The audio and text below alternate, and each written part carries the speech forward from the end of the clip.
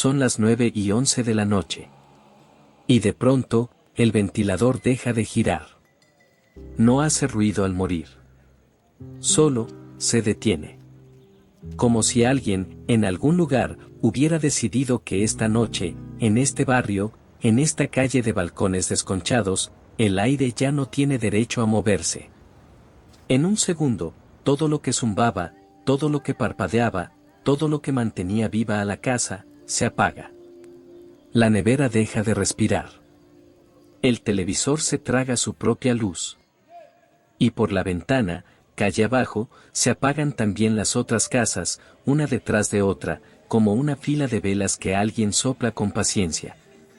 Ahora solo queda el calor. Ese calor cubano de agosto que no perdona, que se queda pegado a la piel como un recuerdo que no se quiere ir. En un cuarto, una madre busca a tientas el encendedor. En otro, un viejo se sienta en el sillón del portal, porque adentro ya no se puede estar. Y los niños, que todavía no saben que esto tiene un nombre y una historia larga, preguntan lo mismo que preguntan siempre. ¿Cuándo vuelve la corriente? Nadie responde con una hora. Se responde con una costumbre, ya mismo viene. Una frase que en Cuba se ha dicho tantas veces, con tanta fe y tanta resignación, que ha dejado de ser una promesa para convertirse en un ritual.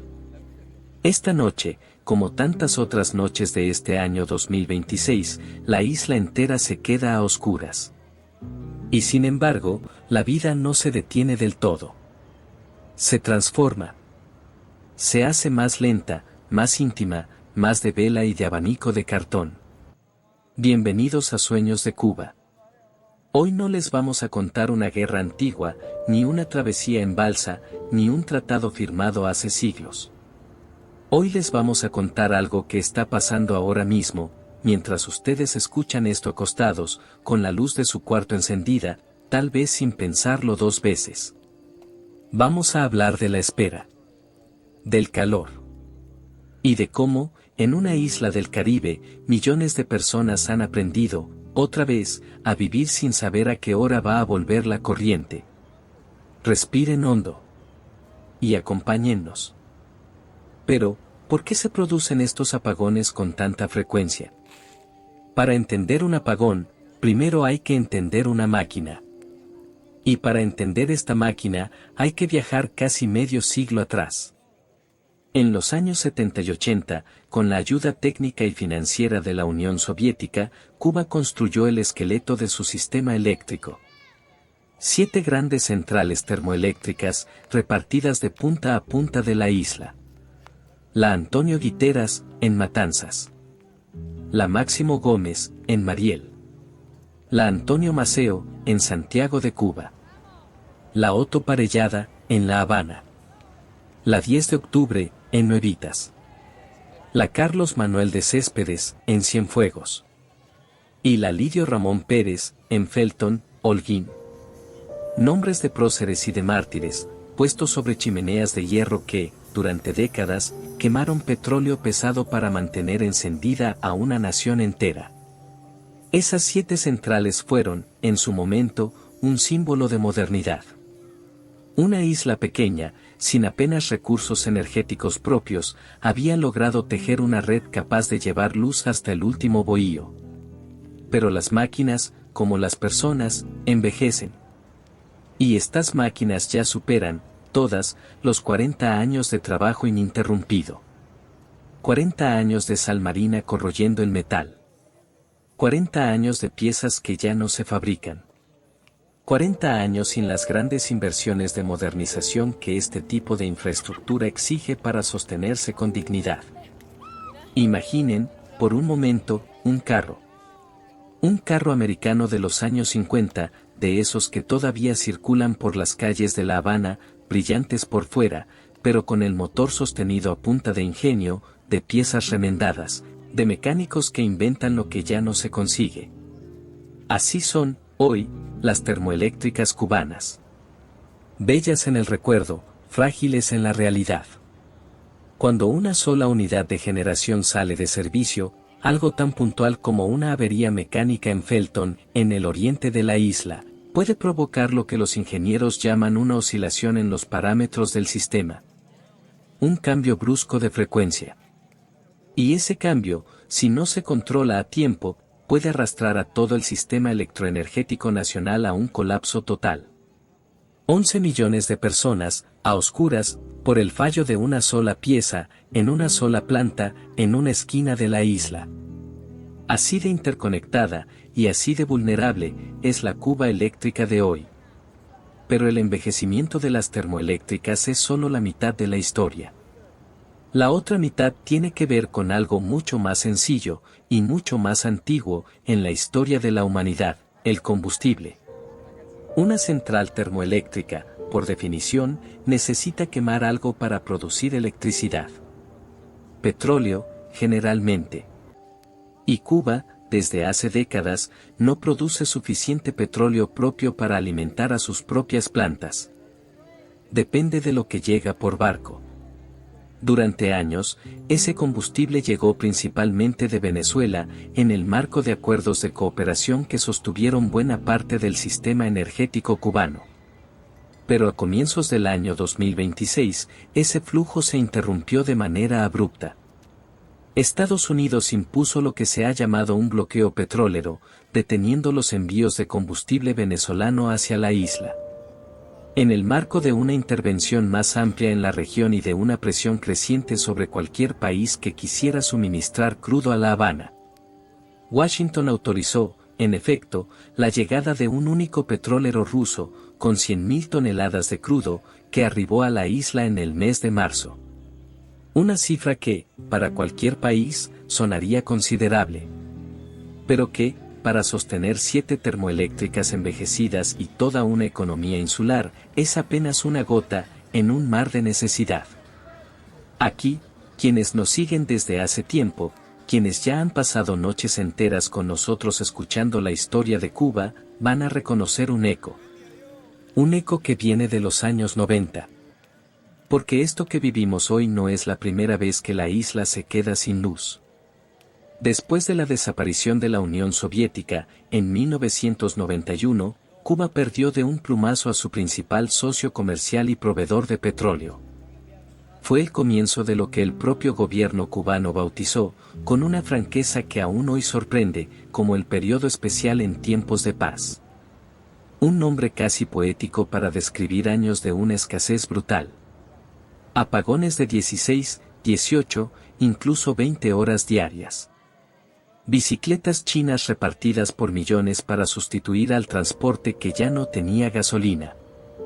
Lámparas de aceite improvisadas, cocinas de carbón, hornillas eléctricas hechizas que la gente construía con sus propias manos, con alambres de nicromo y ladrillos refractarios, para poder hervir un poco de agua. Aquella generación de cubanos aprendió, a fuerza de necesidad, un vocabulario entero de supervivencia que todavía hoy se repite en las cocinas y los patios de la isla. Resolver. Inventar. Luchar. Palabras que en Cuba no significan lo mismo que en cualquier otro lugar del mundo. Resolver, en Cuba, no es simplemente encontrar una solución.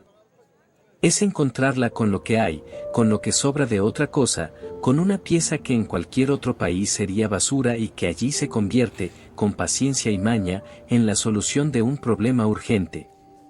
Con el paso de los años, y con el apoyo económico venezolano que llegó a partir de los años 2000, aquella crisis de los 90 se fue aliviando.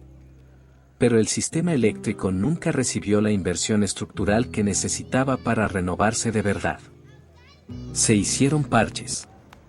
Se instalaron, entre 2006 y 2008, cientos de pequeños grupos electrógenos repartidos por todo el país, en lo que se llamó la revolución energética, un intento de descentralizar la generación y depender menos de las 7 grandes termoeléctricas.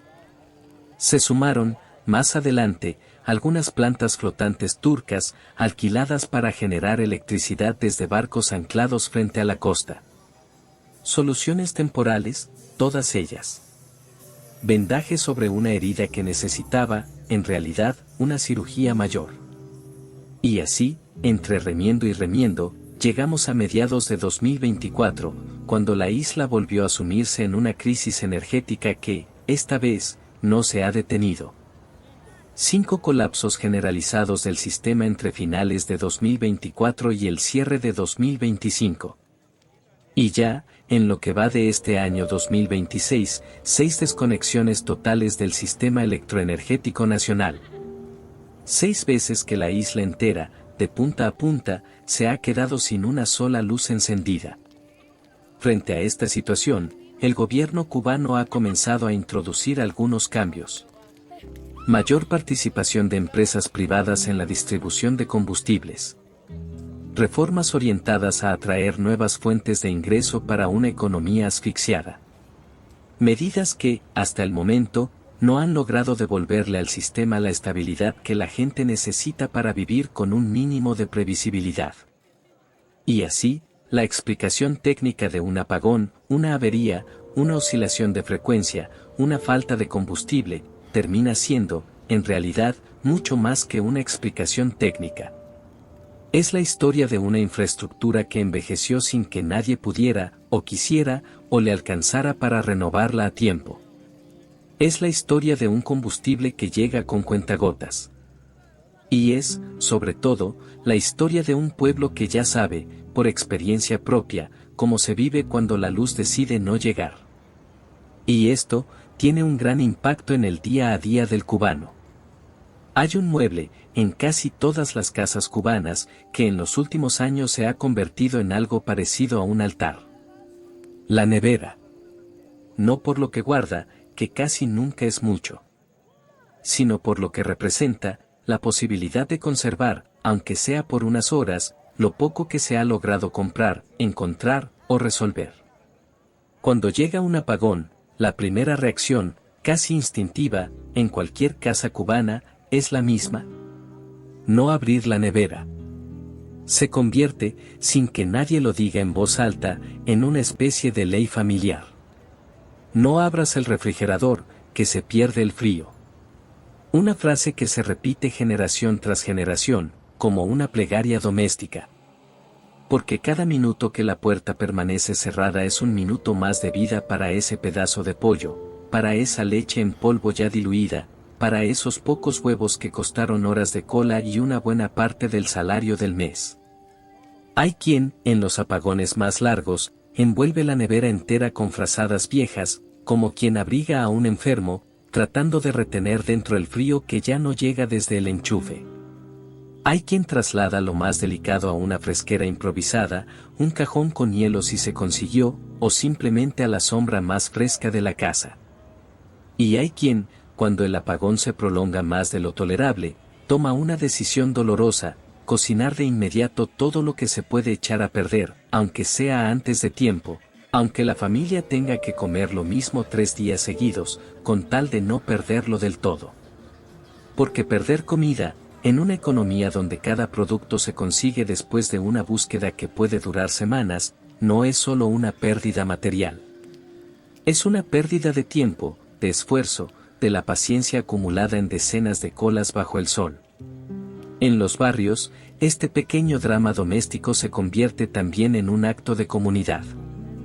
Cuando alguien tiene una planta eléctrica, un pequeño generador que funciona a gasolina o diésel, no es raro que abra la puerta de su casa a los vecinos más cercanos.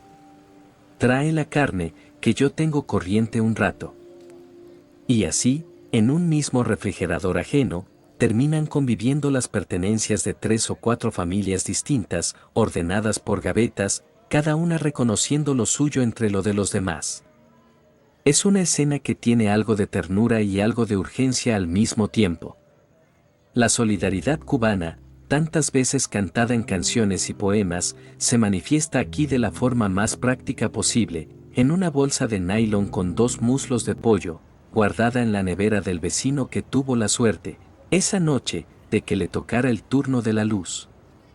Pero, ¿cómo se alumbra y se cocina sin corriente?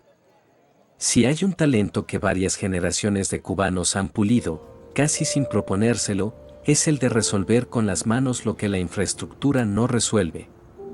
Cuando la luz falta durante horas, y a veces durante días, alumbrar la casa deja de ser algo automático, y se convierte en un pequeño oficio doméstico. Las velas, por supuesto, siguen siendo las reinas de cualquier apagón.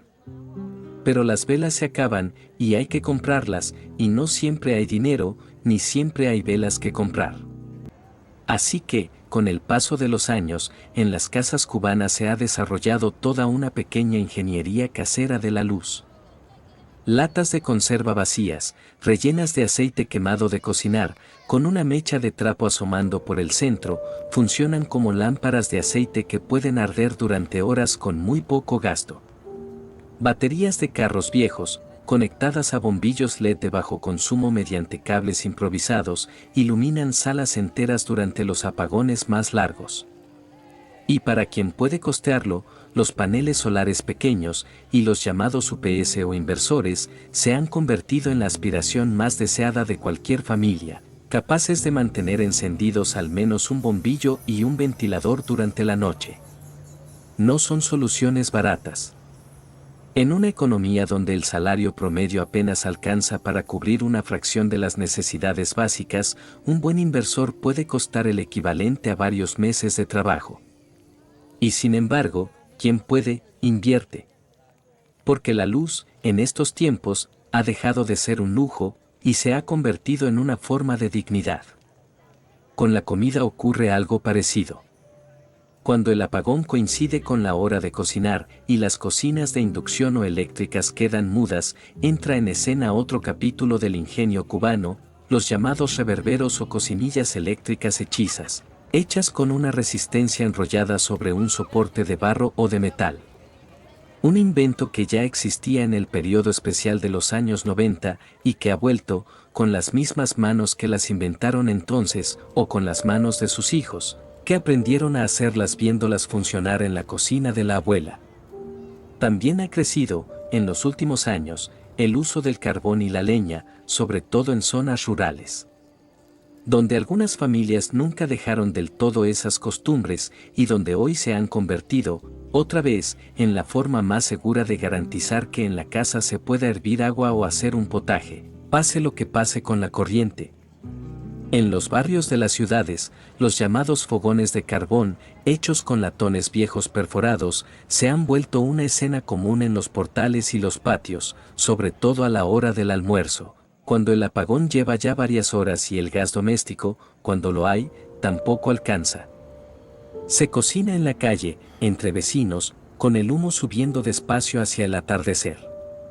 Y en ese humo, si uno presta atención, hay algo más que la urgencia de resolver la comida del día. Hay una escena que se repite, con pequeñas variaciones, desde hace 30 años, y que forma ya parte del paisaje sonoro y visual de la Cuba contemporánea, el chisporroteo del carbón.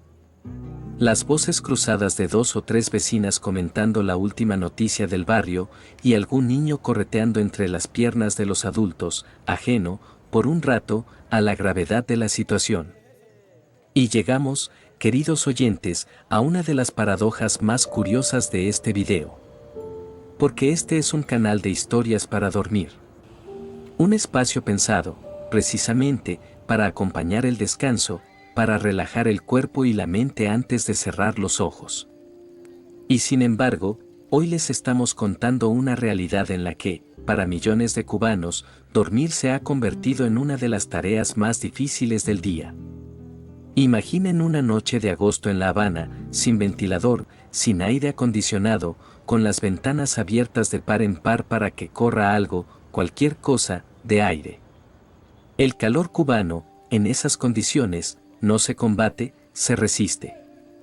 El cuerpo suda incluso acostado, incluso quieto, incluso sin hacer el menor esfuerzo. Las sábanas se pegan a la piel. Y justo cuando el cansancio empieza a vencer al calor, aparece el otro protagonista de estas noches sin luz, el mosquito. Sin ventilador que los espante con su corriente de aire, sin espirales que a veces tampoco se consiguen, los mosquitos entran por las ventanas abiertas como dueños de la noche. Y así, entre el calor que no deja dormir y el zumbido constante que interrumpe cualquier intento de descanso, muchas familias cubanas han desarrollado sus propias estrategias de supervivencia nocturna. Dormir en el portal, con una sábana fina sobre un colchón tirado en el piso, buscando la brisa que a veces, con suerte, viene de la calle. Abanicarse por turnos, a mano, con abanicos de cartón o de yarey, mientras los más pequeños intentan conciliar el sueño. Y en las casas donde hay niños pequeños, como contaba una vecina de La Habana durante uno de los apagones más largos de este año, no queda otra opción que improvisar un colchón en la sala, todos juntos, porque no hay ventilador recargable, ni planta eléctrica, ni más remedio que acompañarse en la oscuridad hasta que el sueño, al fin, vence al calor. Hay algo profundamente humano, y profundamente triste al mismo tiempo, en esta escena que se repite noche tras noche en miles de hogares. Porque dormir debería ser el descanso más básico, el derecho más elemental después de un día de trabajo y de lucha. Y sin embargo, para una parte importante del pueblo cubano, hoy, dormir bien se ha convertido en un lujo tan escaso como la carne, o la leche, o la gasolina. Quizás por eso, queridos oyentes, esta serie que ustedes escuchan para relajarse antes de dormir, tiene hoy una responsabilidad distinta. No solo acompañarlos a ustedes en su descanso, sino recordarles, con respeto y con cariño, que ese descanso que muchos damos por sentado, es, para otros, en este mismo instante, una batalla diaria. Pero aún así, hay situaciones más graves. Detengámonos, por un momento, en algunas estampas más. En un policlínico de barrio, un médico revisa a la luz de una linterna de mano el pulso de un paciente anciano, mientras una enfermera sostiene, con el brazo ya cansado, el único bombillo de emergencia que queda encendido gracias a una batería de repuesto. En un taller mecánico de Santiago de Cuba, un hombre mayor, con las manos manchadas de grasa desde hace 40 años, enseña a su nieto a rebobinar el motor de un pequeño ventilador, para que rinda más con menos consumo. En un patio de Centro Habana, una señora hierve agua sobre un fogón de carbón, mientras del otro lado del muro, un vecino comparte por encima de la cerca el poco hielo que le quedó de la última vez que hubo luz suficiente para congelarlo. En una escuela primaria, los maestros adelantan las clases más exigentes a las primeras horas de la mañana, antes de que llegue el calor insoportable de la tarde y, con frecuencia, el apagón que ya se ha vuelto casi un horario más dentro del horario escolar. Y en los llamados paladares, esos pequeños restaurantes privados que han crecido en los últimos años como una de las pocas salidas económicas para muchas familias, sus dueños hacen cuentas cada mañana, cuánto combustible queda para la planta eléctrica, cuántas horas puede mantenerse abierto el negocio, cuánto se puede permitir perder si la nevera se queda, otra vez, sin corriente durante toda la noche. Todas estas escenas, distintas entre sí, comparten un mismo hilo invisible, la capacidad de seguir funcionando, de seguir criando a los hijos, de seguir atendiendo a los enfermos, de seguir vendiendo un plato de comida, a pesar de que la infraestructura básica de un país, aquella que en tantos otros lugares del mundo se da por sentada, hoy en Cuba, falla. Y así, queridos oyentes, mientras la noche avanza también sobre ustedes, donde quiera que estén escuchando esto, vale la pena detenerse a pensar en lo que de verdad significa un apagón. No es solo la ausencia de electricidad. Es la interrupción momentánea de 1000 pequeñas costumbres que dan forma a una vida. Es la nevera que se abre con miedo. Es el ventilador que se apaga a mitad de la noche. Es la vela que se enciende, otra vez, como se encendió hace 30 años, y como quizás se encienda dentro de otros 30. Pero un apagón, en Cuba, es también, paradójicamente, un espacio de encuentro. Es el vecino que comparte su nevera. Es el abuelo que enseña, a la luz de una linterna, el oficio de resolver. Es la familia entera durmiendo junta en la sala, no porque lo hayan planeado, sino porque el calor y la oscuridad los obligaron a estar más cerca los unos de los otros. Hay una resiliencia en el pueblo cubano que no se puede medir en estadísticas, ni en megavatios, ni en toneladas de petróleo. Se mide, más bien, en la cantidad de veces que una sociedad entera ha tenido que empezar de nuevo, adaptarse, inventar, resolver, y aún así, seguir bailando cuando hay música, seguir riendo en los portales, seguir criando a sus hijos con la esperanza de un futuro mejor. ¿Cuánto tiempo más podrá sostenerse esta forma de resistencia? ¿Logrará la isla, esta vez, encontrar una solución que no sea, otra vez, un simple remiendo sobre una herida más profunda? ¿O seguirá esta generación de cubanos, como la de sus padres y sus abuelos, aprendiendo a vivir al ritmo de la luz que va y que viene, sin poder contar jamás con la certeza de un mañana estable? No tenemos, esta noche, una respuesta cerrada para esas preguntas. Lo que sí tenemos es la certeza de que, mientras haya quien resista, quien resuelva, quien comparta lo poco que tiene con el vecino, Cuba seguirá siendo, a pesar de todo, una isla que se niega a apagarse del todo. Si algo de lo que han escuchado esta noche les ha tocado de cerca, si ustedes, o alguien de su familia, vivió el periodo especial, o vive hoy mismo estos apagones que les hemos contado, nos encantaría leerlos en los comentarios. Cuéntenos su historia, su recuerdo, su manera personal de resolver. Porque estas historias, las suyas, son también parte de la memoria de esta isla. Y aquí, en Sueños de Cuba, siempre habrá espacio para escucharlas. Descansen, queridos oyentes. Que la noche, allá donde estén, les trate con más luz de la que esta noche tuvo Cuba.